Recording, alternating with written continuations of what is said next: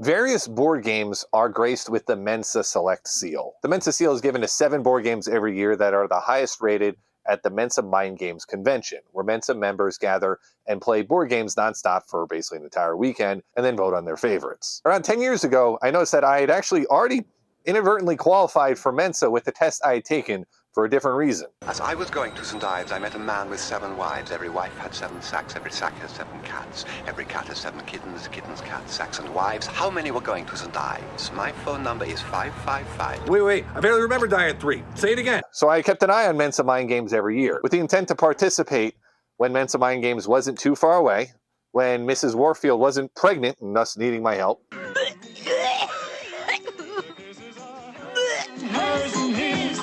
and when the Warfield household wasn't inhabited by a war infant, which is a very appropriate term. 2026 was that year. I played more board games this past weekend than I ever have in a 3-day span. And in today's episode of Jackson Warfield Travels, I have chronicled my experiences, which I'm now going to share with you, as well as my reviews for the different games that I played. Now, before we get started, a note. I thought I could complete playing 30 games with 1 day set aside for another purpose. And I turned out to be wrong about that. I do not recommend anyone go to Mensa Mind Games with my schedule because it is really hard to get all the 30 games in if you don't have the whole weekend set aside. And the next time I participate in Mensa Mind Games, if I do again, that is my plan going in. So I want to say that as a caveat, because I don't want to encourage people to fall short on their lists and thus impact the voting process for Mind Games. Without further ado, come join me in Herndon, Virginia.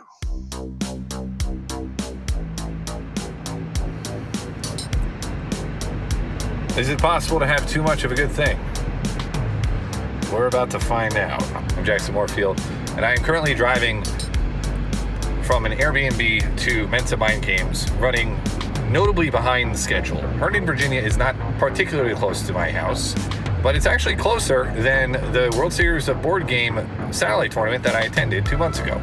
Not only that, it's close enough to DC that we are doing a combination trip where Daddy's going to do a board game thing and we're also doing a family vacation. We started driving at 8 a.m. today after intending to leave at 7. And after all of the stops we made, all of the additions and subtractions made from our respective digestive systems, finally arrived right around when Mensa Mind Games was starting. I finished doing a quick grocery run, and now I'm on the way there. I'm over 2 hours late. I'm going to end up being at Mensa Mind Games at about 6:40 local time. That means that a lot of the other Mind Games players will have started 2 hours and 40 minutes before me. Now, my goal here is to complete as many games as possible by Friday night, which means I have about 30 hours to try and get 30 games played, which is borderline impossible if I'm actually going to sleep. Whether or not I do sleep is yet to be seen. But I need to do this because Saturday is Mrs. Warfield's birthday. We have alternative plans. Maybe I'll be able to come back to wrap up Mind Games on Sunday, but I am on a tighter schedule. If it's possible for me to get sick of board games, this is the situation in which that will happen. So we'll see. We're approaching the hotel. Here is the front. Almost time to game. I don't know what I just walked into. Yeah, I went the long way around the building.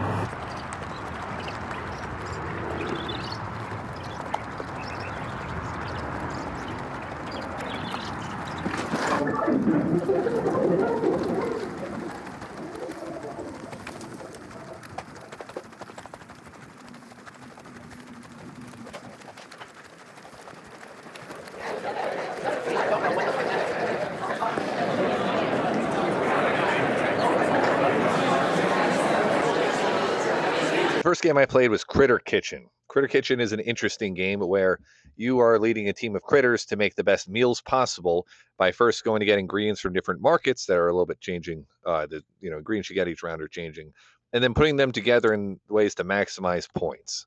And the way the game culminates with a big meal you have to produce.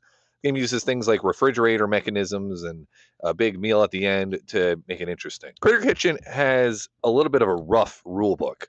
It's very long. I still don't understand how the junior chefs work or the roomers work, to be honest. Mensa Mind Games has a 5-part scoring system that I'm going to walk through for each game, as well as giving my Jackson's Warfield score out of 10.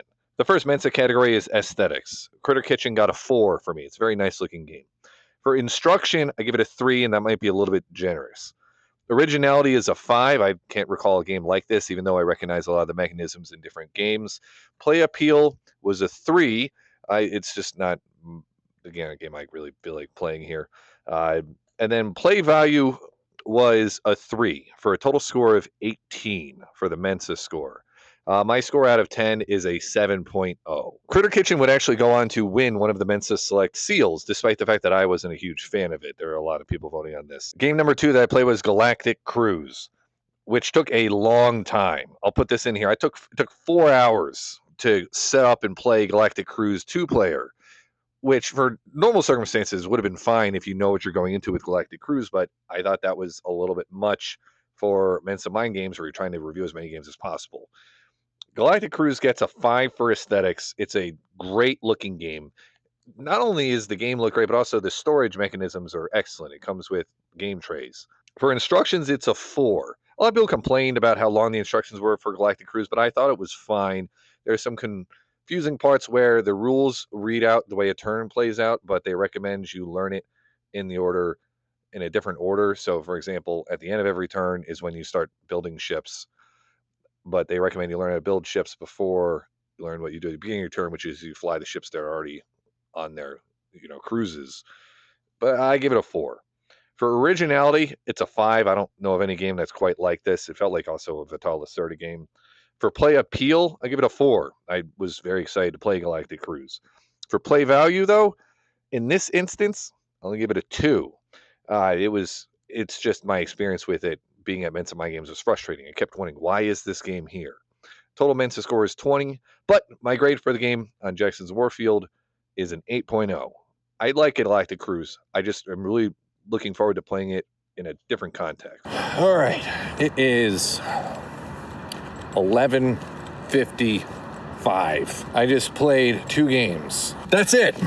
Galactic Cruise took way too long. So I think it was maybe a little bit of a faux pas here. So I was playing with another first-timer here, and I didn't want to, the second time I was ever playing a game, suggest we finish in the middle. But after taking about an hour to set up, an hour to really figure out how to play it, I started playing. It's a good game. Honestly, it's a good game.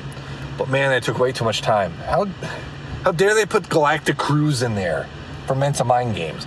Come on. I'm glad I played Galactic Cruise. I probably shouldn't have finished it, but I didn't want to be in that situation where I have to choose to not finish a good game because I'm trying to get judgments in. So anyway, take one down. Only 2 games reviewed. I'm going to try and get some sleep. I'm a little bit exhausted after driving for 8 hours and then playing Galactic Cruise for about as long as it took to get from Connecticut to the Raritan River. To be continued. I'm going to sleep. Not until I stop driving, though. Day 2 of Mensa Mind Games about to get started. I got a decent amount of sleep. It was planned for day 2. I'm going to be starting about 10 o'clock. I'm going to go outside of eating. I'm going to be doing this pretty continuously. I'm just going to see how many games I can get in. I can't play any games like Galactic Cruise that took that long. That was way too long. I'm going to read off my scores at the end of this. So what happens with Mensa Mind Games is you get a scorecard, and you get categories you rate on 1 to 5. You can submit comment cards with games basically to give qualitative feedback to go along with your quantitative feedback. So I do have some feedback for Critter Kitchen and Galactic Cruise. So we'll see how many games I can get done today. I'm gonna hit the ground running here. Mind Games this year is hosted at the Doubletree Hilton Washington Dulles Airport, not to be confused with Doubletree Hilton Hotel Washington Dulles Airport. Don't get me started on hotel names, especially around here. Undergrove. This is an Elizabeth Hargrave game themed around mushrooms. There are a lot of games being released lately that are themed around nature in different forms, and this one is a somewhat unique take on how mushrooms work in symbiosis with trees. For aesthetics, the game I give a 3. It's more nature stuff. If nature games were less common, I might have given it a better score. Instructions were a 4. I had to constantly remind myself what the different phases were. For example, absorb versus, the steps where you actually use the mushrooms around you. It was weird also playing as the trees, which are the tokens, whereas the mushroom tiles you're playing, that's not you. That's like arguably a secondary aspect of the game, but it's the main area where the game actually happens. Originality is a 3, again, just because there's so many nature games these days. I don't think taking a specific area of nature and just expanding on it a ton is super original anymore. Play appeal, give it a 2. Probably wouldn't have tried this game otherwise. But for play value, it was a 4. It was a game I was thinking about for a while. Otherwise, I just wasn't in love with it. Mensa score for me was a 16. Jackson's Warfield score, 7.3. Octagion. Octagion is a card game, and there are different versions of the game. I played I think it was the competitive decks, although they had all of the versions of the game there. Octagion is a speed puzzle game where you're trying to spell 8-letter words while balancing the fact that all the letter cards that you have different numbers, and you have to use only one card for each number. So you got 8-letter words, so you got numbers 1 through 8. So it's kind of feels like a Sudoku with spelling. It's timed. It typically is a race team game, and you also have different ways to play the game that lead into the Contagion theme, where you have like viruses and defense things, and you can play with wild cards or shorter timers, and a lot of ways to do it. But it really comes back to that core thing of trying to spell within the context of a Sudoku. Aesthetics, I only give it a 2. The cards were also a little bit tough to tell the difference between them. I didn't know quite what was going on there. Instructions, it was a 4. I thought it was perfectly fine there. Originality, a 3. It had a unique idea, but only really one unique idea. Play appeal, I'll give it a 2. I didn't really feel compelled to try and play it again. And play value was a 3. I thought it was fun, but I think what they did with it is they took a cool core idea, but then the things they tried to layer on to the game weren't all hits. I give it 14 now for the Mensa score, 6.9 for the Jackson's Warfield score out of 10. Pacts, which is a frustrating word to say for a game. It sounds like you're saying like Pacts Unplugged or something like that. Pacts is an area control game that comes in a small box and has a little felt board, which, while being seem a little bit strange to play, actually is very efficient for space reasons. So Pacts is an area control game where you're playing cards that will do things like put more of your cubes on the board or move cubes around. You have special abilities. The theme is kind of like almost like a nature tribal kind of a theme. I don't really understand what the theme is. It was somewhat of a unique theme, though. I give it a 3 for the aesthetics. It's really just not quite my style. And the card backs, I thought, could have been a little bit less confusing. They're using a lot of symbols in the game, which in some areas, like on the felt board, I can understand having symbols, but for the card backs, I thought that just made it more confusing. Instruction, I gave it a 4, although that's with a big asterisk, because this is one where someone offered to teach the game to me, and I accepted the offer, even though I really should have just read the rule book myself. I was trying to get things done quickly. Originality, I'll give it a 4. I've never seen an area control game quite packaged like this, although it is still just an area control game with cubes. It reminded me of Ethnos, actually, if for a game that's most similar to, but it didn't have card sets in the same way. Play appeal, I give it a 3. Wasn't super compelled to play it. Usually area control games, I need to see a lot of things going on for me to think I want to jump into this world and fight over territories. But for play value, I give it a 4. It was interesting. I did want to play it again. So for the Mensa Mind Games score, it's an 18. Jackson's Warfield score out of 10, 7.9. Actually a pretty solid game. Next, I played Twinkle Twinkle. Normally, I would not have played a game called Twinkle Twinkle. I wouldn't found it super appealing, but it was on my list, so I had to try and play it. Twinkle Twinkle is it's a tile laying game where it plays out like you'd imagine a roll and write game would, where you're trying to fill out a board with different sections to score points, but you instead have these clear acrylic tiles that you can even flip over when you put them down if you need. And you have different methods of trying to score points. The main way you're probably trying to score points is by connecting constellations, and that's where flipping the tile is useful. A lot of the other tiles you can put down, for example, planets, it doesn't matter if you flip them. The selection on what tiles you get is a pretty standard board game mechanism where you got 5 choices and you take turns picking tiles, and then depending on which tile you pick, you might get the first pick in the next round, and the tile that goes unpicked each round becomes the tile number 1. So if you pick the unwanted tile the next round, you get the first pick in the round coming up, which you get to see a preview of. So it's a cool mechanism there. I actually really like that aspect of the game. Aesthetics on the game, I actually give it a 5. Those clear acrylic tiles are really nice. All the components were great. Instruction, give it a 5. Although it was pretty clear, pretty brief instructions. I missed maybe one aspect of the rules because I was trying to read it quickly. I'm trying to get my sea legs here at Mind Games still.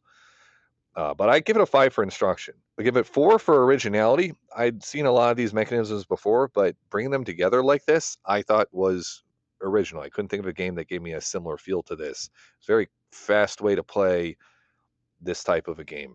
It was very elegant design. For play appeal, I give it a 4. And then play, like I said, Twinkle Twinkle isn't usually a box I would try to jump into, but I do want to play it more now. And play value is a 5 for a total score of 23 for the Mensa scoring system. Jackson's Warfield score of 8.3. I like Twinkle Twinkle a lot, and Twinkle Twinkle would end up being one of the Mensa Select Award winners. Now we have Helsing. So Helsing is a cooperative. It's a deck builder, but it's more of like a hand builder because you're not dealing with too many cards or too many terms. Helsing is based on a graphic novel that I don't know too much about, but it's kind of Hanna-Barbera-ish kind of artwork and some silliness to it, where Helsing is a pig, and then the boss we fought against in this game was a chicken. The game board looks a little bit like Horrified, where it's a cooperative game where you have a lot of little minions dropping on the board that, while they are bad, the way you get good, you actually win the game is you have to destroy them all, and they're different colors and they have slightly different rules around them. So like Horrified that way. Now we used the clear cards. I don't know what they're made of, cellophane or otherwise, where you can actually improve your cards because your deck is made of sleeved cards that have a lot of blank spots. So if you have like a yellow sword, you can buy an upgrade to slide in front of it like a green sword. Mystic Vale, I believe, was the first game to do things like this, where you're making combination cards, and I really like that in a game. I also have in my notes that it reminded me of Aeon's End a little bit. I don't quite remember why. For aesthetics, I give it a 4. You have to kind of like the Helsing theme, but it looks like a high quality production when you're just looking at the box, and is somewhat appealing. I thought the instructions were well done. Give them a 5. Originality, give it a 4. Although, like Twinkle Twinkle, kind of everything gets combined together from different games, so it's not a totally unique idea, but a unique combination of ideas. For play appeal, also give that a 4 because it was, any game like that where it's a cooperative boss builder is appealing to me inherently, and it looked unique enough that I felt like I was going to get a unique experience in playing the game. And then play value, I'll give it a 4. So the reason why I didn't give it a 5, because it was a fun cooperative experience, is because the game had a weird arc to it where the part of me that's played a lot of war games thought that the game was going to kind of be broken, and it just turned out not to be. We got overwhelmed with enemies early on, and we lost a bunch of areas of this cave that has a ton of connections, and it seemed like things were not going the way it should have. It seemed like we were going to lose badly, but it didn't. So what happens once we ran out of minions popping up on the board, we just ran out. So we ended up being fine, and we lost areas of the board, but that didn't make you lose. It just changed the dynamic of the game a little bit. We actually ended up winning, which is great, and triggered a lot of good strategic discussions, but it was just a little bit too, it wasn't clean enough in execution, in my opinion, to get a 5. So Helsing got a 21 for the Mensa score.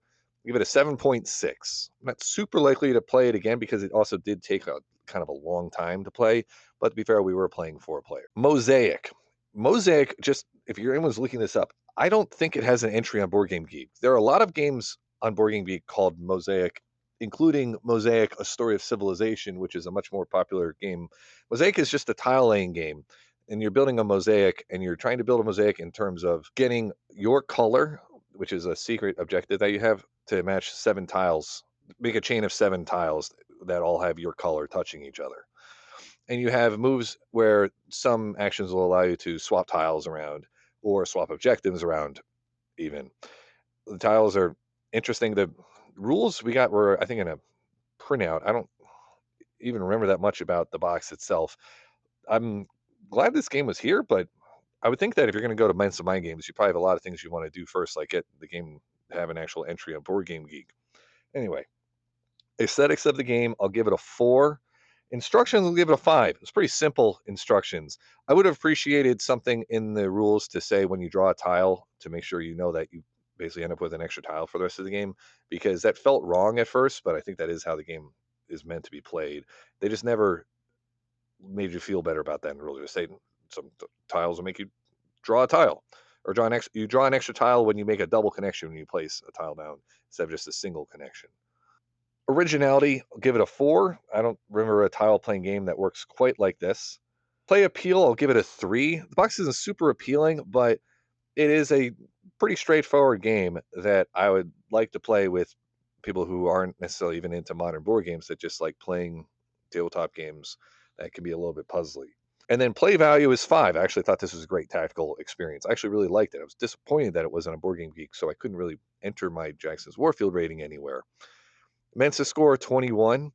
Jackson's Warfield score out of 10, 7.2. A little bit lower, just the production value of it just kind of bringing it down for me. Cats versus Cucumbers. This is a Yahtzee style game. So you have 6 dice and you're trying to roll combinations to score points in various ways. The main way you score is with the cat track. You roll 3 cats. You get to move one of your 3 cats up into a higher scored cardboard box. You can also roll fish or cat food to get exponential points. You can roll swipes to knock other cats down, which we never use the swipes. You got to avoid rolling cucumbers because cats don't like cucumbers, and that's how your dice get locked out. Is if you roll a cucumber, you can't roll that die again in your 3 rolls. The way the game ends is you have 9 lives collectively. So every time someone gets 3 cucumbers, their turn ends. That costs a life, and if everyone as a group uses up 9 lives, the game is over. The game is really just Yahtzee with a cute theming. I don't love the fact they went with cute cats versus cucumbers, because that's kind of a meme. Like I don't think people are gonna care about that at all times in the future. But I like the light theme. It's not too much of a game there though. I give the game a 4 for aesthetics. It still looks like a nice game. You have this interesting cat tower as the first player token, which is definitely overdone, but it's fine. Instructions, I'll give it a 5. It was straightforward. Originality, a 3, just because it's another Yahtzee clone.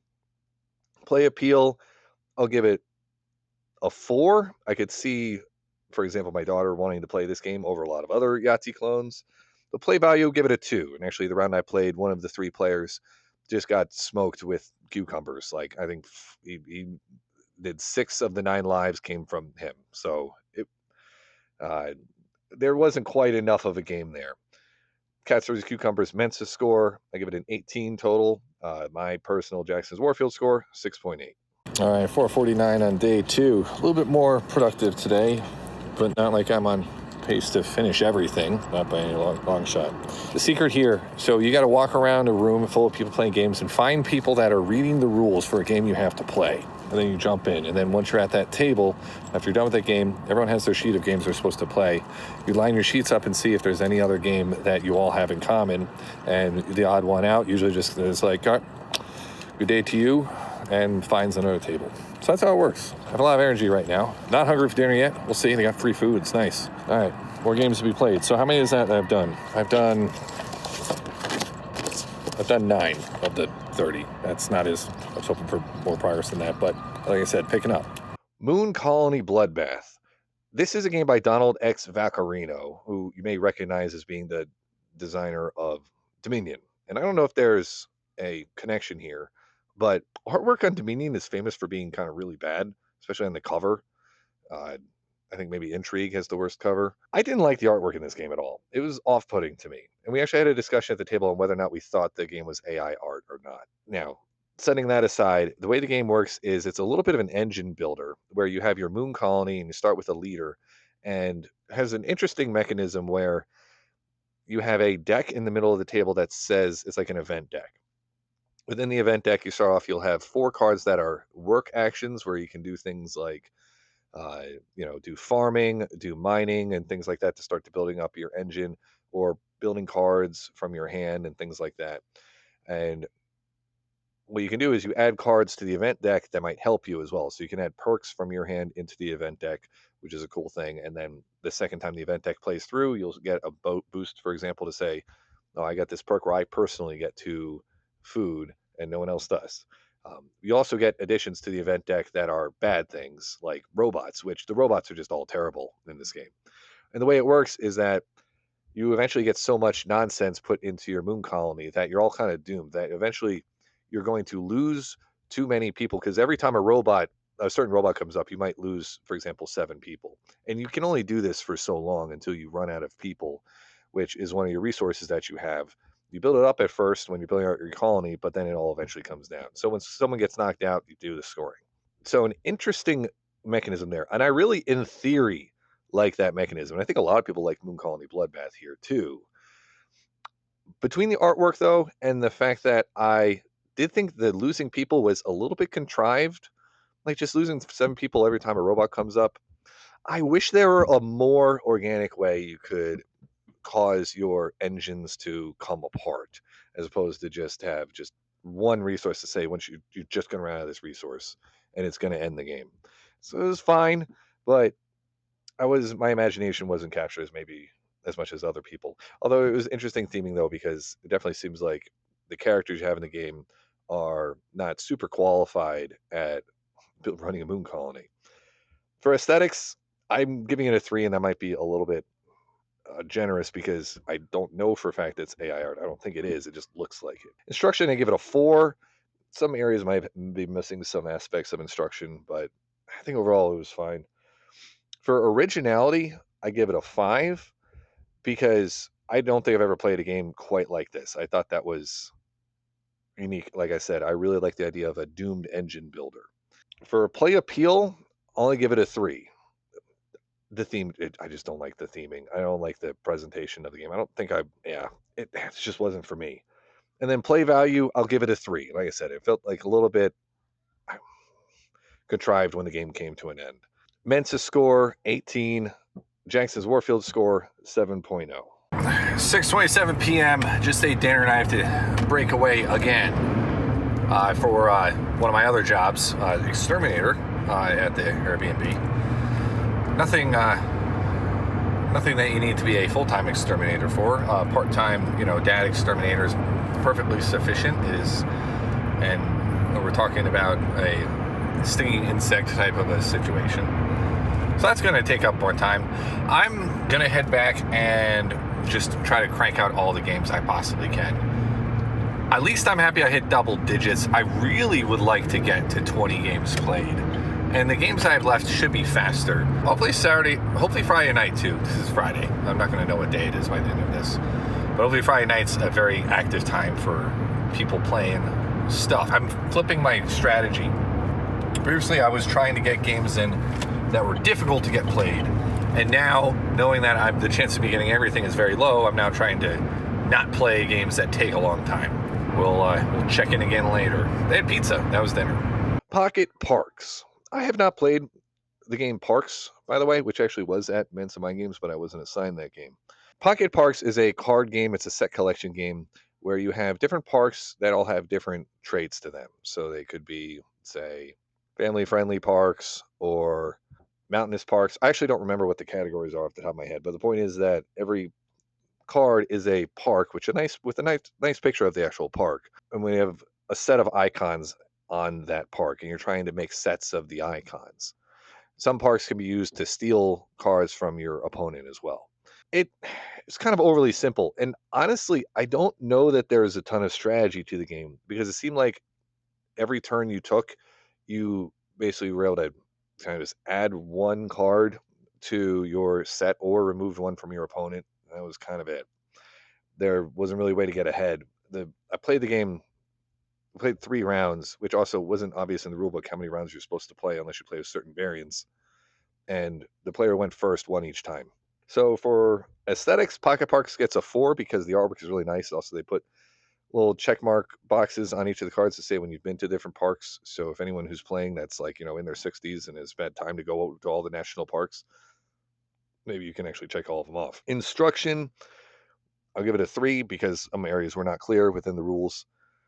For originality, I give it a 2. It seemed like they wanted to, it wasn't that they had a game concept, it seems like, and they wanted to build on it. It seemed like they had the cards and they wanted to make a game out of just the cards, and they didn't really do anything interesting with it. Play appeal is a 4 because the idea of having the nice parks theming on a small game I think is appealing, but I didn't really enjoy the game. And so play value, it gets a 2. So the Mensa score for me is 15, and the Jackson's Warfield score is 6.6. Things in Rings. This was a game that was meant to be played multiplayer, but I played 2-player, which means you do it cooperative. It's a game that appears Dr. Seuss themed. I couldn't pick up on whether or not it was actually officially Dr. Seuss themed or not. I don't know if that's in the public domain yet, but hopefully it is, I guess. So Things in Rings is a game where you set up 3 circles in the form of a Venn diagram, and each circle represents something that can describe a card. So for example, let's say I had a card that says cheese. The yellow ring, it might fit in the yellow ring if it fits the yellow ring's rule. And in this case, maybe the yellow ring's rule is 2 of the letters in the word are the same letter back to back. So it would fit in that type of ring. The yellow ring is always about the word. But you also have the red ring and the blue ring. The context and just a description of the item. And so you might have a ring that says, oh, it's something that rich people use. Do rich people disproportionately eat cheese? No. So I wouldn't put it in that ring. So within these 3 rings, when you play Things in Rings, you don't know what the rules are. You know just in general what types of rules you're dealing with. And you're trying to empty your hand of cards by placing them in the right spots in this big Venn diagram. One person is running the game and is able to give clues by placing their cards in example spots. And if you're playing multiplayer, you're racing with everyone else to try and figure out the rules fast enough to empty your hand.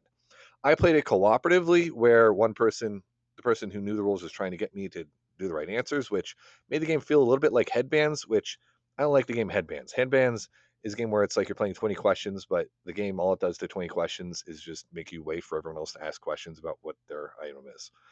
I don't like Headbands. And this Things in Rings cooperative seemed a little bit too open-ended to work. But I really do want to play the game multiplayer. I didn't get a chance to play multiplayer here. The rating I have from having played it at the convention was a 3 for aesthetics. Again, Dr. Seuss theme, I could take it or leave it. 4 for instruction, 4 for originality. It fits into a lot of party games. I don't think it was that original. Play appeal was a 5. I thought this was going to be very interesting. And then play value just wasn't a great experience for me, so I give it a 3. Mensa score 19. Jackson's Warfield score 7.2. I also believe this one was another one of the Mensa winners, despite it not being one of my top picks. Rowdy Partners. This is a wrestling-themed trick-taking game, which is an interesting idea, right? So Rowdy Partners can be played either in a 4-player 2v2 game, where it's like a 2v2 wrestling tandem match, I guess. I played a 2-player game where you had your own wrestler and then your wrestler's manager, and it couldn't be in theory played 3-player 2 in a 2v1 setup. The core of the game is trick taking, where whoever wins the trick or gets to do damage to their opponent. So it's actually trick taking where the lowest card wins a trick. And then whatever number that is the amount of damage you do to your opponent. So if you win a trick with a 5, which is tough to do because the cards only go up to 8, you do 5 damage to your opponent. If you win with a 1, which is easy to do, you do 1 damage. And the way that works actually in 2-player is you will go either first and last in a trick if you're the one who won the last round, or you will go second and third. So it ends up being something where once you win a trick, you have a major advantage, because going first and last in a trick-taking game is an advantage in winning tricks. But when your opponent finally flips the momentum back in their favor, they're trying to hold it as well. I don't know if that was really the intention of how the game should feel. It was fine, but it did feel like in the beginning that I was just going to stomp my opponent, and then she got the control back and actually did a lot of damage, but still felt like she was losing and ended up losing. So the game wasn't very close. And I got to say, the rulebook for this one was rough. So aesthetics are a 4. Like, the artwork is great. If you like the wrestling theme, you might want to pick this game just for that. Like luchadors and things like that. If you like that, consider the game. For instructions, I'll give it a 1, though. This is maybe the worst rulebook I had read, because it was almost impossible to parse what's going on in 2-player. The setup numbering on where to put things was 1, incomplete, and 2, didn't even appear to have all the numbers in the right spots. Originality, I'll give it a 3. It was really a trick-taking game with a theme layered on very heavily. Play appeal, a 3. The wrestling theme isn't really for me, and I have other trick-taking games that I will play instead. And then play value was a 2. I could see having a lot of fun with this game in certain contexts. This was not one of them, and I'm not super confident it would always be, and I would always have fun. I think it's possible, though. I think there is a good game in here somewhere. I just didn't experience it. Mensa score 13. Jackson's Warfield score, give it a 7, because I can't help but think that there's something here. Big Sur. Big Sur is not a big man or Big John or anything like that. Big Sur is referring to the coast of California near like Carmel, where you like drive along the coast and see the cliffs and all that cool stuff. So this is a tableau builder where you're playing cards in a line, you're building out a road. So you have like road segments. And the road segments bring in the categories for different terrain types, either like ocean or things like fields and forests and things like that. And if you connect, say, 3 forests in a row, you can now get a scoring bonus for forests. The way the game plays from a costing mechanism is you are using either discarding cards that you don't want to use, you're using cards you've already played, or the top card in your discard pile to pay for new cards. Using the top card in your discard pile to pay for a new card is an interesting mechanism I hadn't seen before. Fine artwork too. It was nice appeal. Aesthetics here, I'm giving Big Sur a 4, and instructions a 5. Nice looking game and easy to understand. Originality, I'll give it a 3, just because it's kind of like those other games where it combined a lot of things that I hadn't seen before, or it combines a lot of things I have seen before in a somewhat unique way. But I don't think its combination was quite as novel as Twinkle Twinkle, for example. The idea of discarding cards to pay for cards, because cards can both be a resource, the dual use cards things, they can both be a resource and actually a card. I think that's a little bit overdone, to be honest. Play appeal was a 4. I actually do want to play the game again, and I'd say play value is a 5. One detractor I have against the game, though, I'd say is, I don't know. I didn't think every scoring thing had to be a selfie, I guess, but it's kind of like the cats versus cucumbers thing. It's kind of almost like a meme. It's just because how people take pictures now. Mensa score is 21. Jackson's Warfield score 7.8.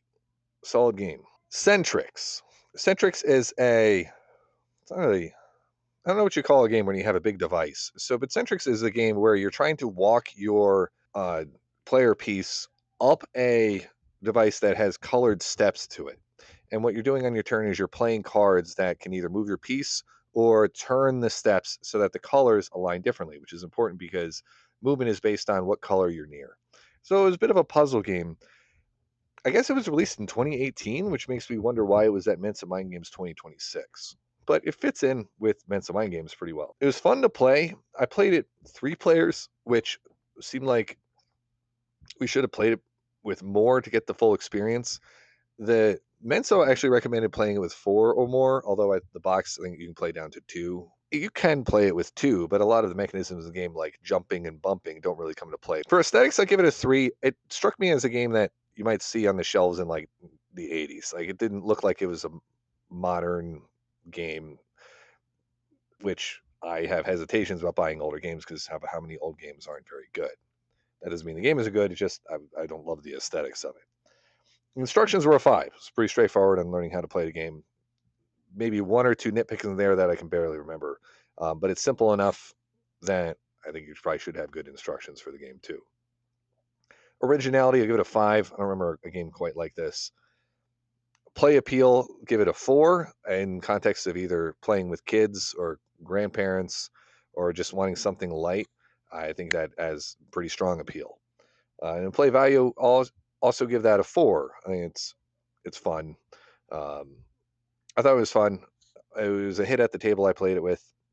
The Mensa score, I'll give it a 21, with Jackson's Warfield score of 7.5. Brought down a little bit by the fact that the box and the device is like way too big, and I would never want to. I don't have any intentions to own it because it's just too big.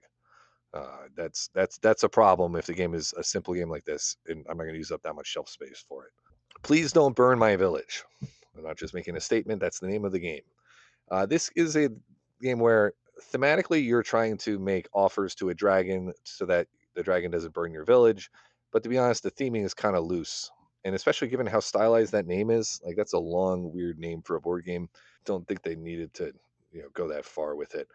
Now the game works where it's a little bit tough to explain. So you have different cards in the game. You got a deck of cards, and you'll have some that'll be like axes or swords or uh, gold and different things that are valuable. And what you're doing in your turn is you're either trying to get more cards by going to these markets on the bottom of the board, or you're making offerings to the dragon.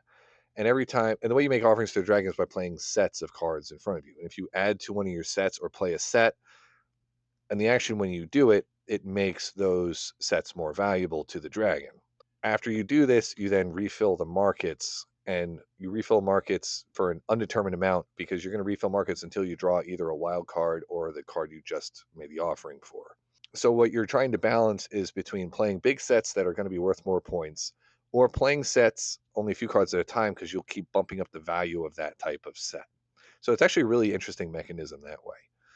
You don't quite know when the game is going to end either, and that's ultimately how you're going to determine what you want to do in the game. That's ultimately how you win, is you do a good job predicting when the game's going to end, because you could have the last 10 cards in the deck go away all at once, or it could be the last 10 cards in the deck could be bled out over the course of 8 turns. So you don't know exactly when the game's going to end, and the dragon's going to declare what resources are the best value.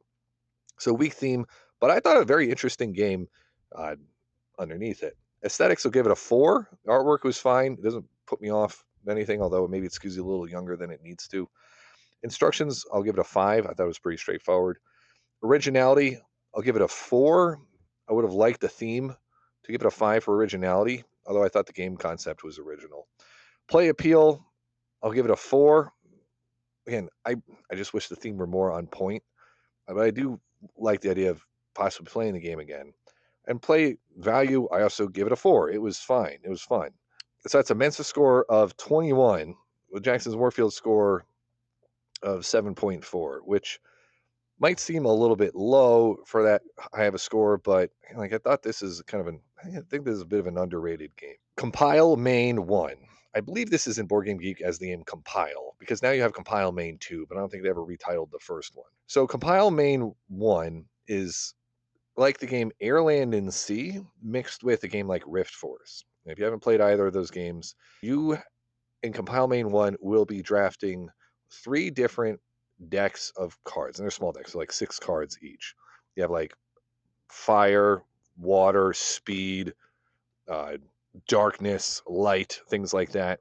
It's very techno, almost Matrix kind of theming of everything that's going on. It's Compile Main, and the rule books also reads like a computer science major stylizing a game. So kind of cool, especially if you're 13 years old. So the way it works is, as you're drawing these cards, you're playing them. You have a hand of like 3 cards. You're playing cards into one of 3 different, call them fields of war, each of them corresponding with one of the decks you've drawn. You're trying to win all 3 fields before your opponent does. The cards all have a mix of either strength numbers or actions where you can move cards around. It was really similar to Air, Land, and Sea in this way. But because you have a lot more there, and in theory, this game's going to give you more variety than Air, Land, and Sea will. Now, the game starts off, they recommend you draft which sets of cards you're going to use. If you've never played the game before, you're not going to know what to draft. So this is a game where I think you need to play a lot to get real value out of it. Aesthetics, I'll give it a 5. Even though that theming, it felt a little bit strange playing it with my opponent, who I'm pretty sure was, I don't think she would be buying a game like this. Feels like a weird game to play with your grandmother. I actually think the theming was well done. One slight knock, because it came in a strange shaped box. It's small though, so it's not as bad as some of the other boxes we have. Instruction was a 4. I would have appreciated some instruction on a first time you play, just like play with these decks instead of drafting. Originality, I'll give it a 2. I think some originality for combining air, land, and sea with like Rift Force, which Rift Force has the different decks and things like that. But it was very similar to air, land, and sea. Play appeal, I'll give it a 3. And play value, also a 3. So again, interesting game there. Really tough to get a full value in one play. 17 for the Mensa score. Actually going to give it 7.7 though for a game score, because it's just one of the games I do keep thinking about. I think I would like to play it. I don't know that I want to own it, but I like to play it more. All right, it is 1:45. What time is it? I don't know what time it is. 1:56 a.m. I have played more than half of the games. I've done everything I'm going to do. 9, 10, 11, 12, 13, 14, 15, 16, 17. I got 15 games in today because I only got 2 in yesterday. This is still fun. One big takeaway from this. If you play a lot of long, I personally get fatigued of long games much sooner than fast games. But fast games, you eventually get tired of the reading the rules constantly. Sometimes it's nicer to play a longer game where you already understand it and just play it for longer. But doing that repetitively will make gaming as a whole seem a little bit more tiring than it will just the short games. This will make it more tiring faster. But yeah, I guess that's how I'd summarize it. I'm glad I finally did this. I've had my eye on this for 10 years. My ballot for the Mensa Mind Games Select Seal: Twinkle Twinkle, Please Don't Burn My Village, Centrix, Helsing, Big Sur, Mosaic, and Galactic Cruise. It is now Sunday, 12:46. Mensa Mind Games 2026 is pretty much complete. I left after the game giveaway. You know, I have enough games that I didn't really need to stay for the giveaway, but there was at least one game in there I wanted, and then I started staying for a second game, so I just stuck around. So with my not being there on Saturday, which was Mrs. Warfield's birthday, we had a jam-packed day in and around DC. I got done 17 games, and a bit less than 17 hours worth of playing games, an actual gameplay time. Now, it was more like 18 hours, but I played Galactic Cruise in there, so it is what it is. The giveaways I got Bomb Busters. That was already on my wish list. I didn't play it here, but I wanted that. And then I also got Plus Out, which I couldn't find on Board Game Geek at the time because I wasn't near the game and I couldn't see how to spell it. Which looks like a math game, which should be a good math education game. Some of the biggest takeaways from the event. 1, board game judging, including judging the rule book, is different from playing games. For one, everyone sitting down and reading the rule book together is one of those stranger experiences I've ever had, because you're curious at any point how fast everyone else is reading the rule book. I have my own way of reading rule books where I will usually not go in order. Like, I usually don't start with the setup. I just refer back to pieces if they're referred to in the instructions, because I think I internalize the game faster that way. But most other people don't read it that way, and then they'll also be making small talk while doing the game. Someone will usually start like kind of setting up as they read it. Someone will be asking clarifying questions that could be like, oh, what? I don't know. So that's an interesting experience, and I don't advise anyone run their game nights that way, where you have multiple people just reading the rulebook at the same time, unless that was your plan going into a weekend, is you're all just going to learn games together. 2, also, if you are judging a game, your opinion on the game is very hard to disentangle from the players you're playing with. So, unfortunately, I don't mean to be negative about my fellow judges, but some of my fellow judges were, I would say, overly sharing about their opinion of games as we were playing them, and they genuinely made it harder in retrospect to tell if I liked the games, because I found after a day or two went by that my opinion drifted further from what my either opponent or teammate's opinion was for a few games. So it's really tough to tell where it would have fallen otherwise. It could have been drifting away because I have a more of a disagreeable personality. Or it could have been drifting away because I just genuinely thought differently and I was influenced by them right off the bat. But anyway, this is a fun event. I think the way to do Mensa Mind Games, if anyone has a chance to do that at some point, is to just fully focus on it, get the hotel, don't expect to leave the hotel, and get as many games in as you can. Plan to take a little under an hour of dedicated playing time per game. So if you want to get all 30 games in, you need to set aside 30 hours of playtime when you're not eating meals and things like that. And also be just ready to read rule books, not all of which are necessarily going to be good. All right, time to get a final lunch here. And thanks for watching Jax's Warfield. I'll see you in the next video. Keep playing. Even if it means playing a lot of games. Quick end credits food review. De Lorenzo's Tomato Pies in Robbinsville, New Jersey on the way down. Easy, 9 out of 10. Sky Dome restaurant. Food was decent. You're kind of paying for the view. 8 out of 10. I got a Roy Rogers for the first time since the 90s. 7 out of 10. Got the chicken sandwich. And on the way back, hit another pizza place, DeLucia's in Raritan. Almost 9 out of 10. De Lorenzo's was better. DeLucia's was very good though.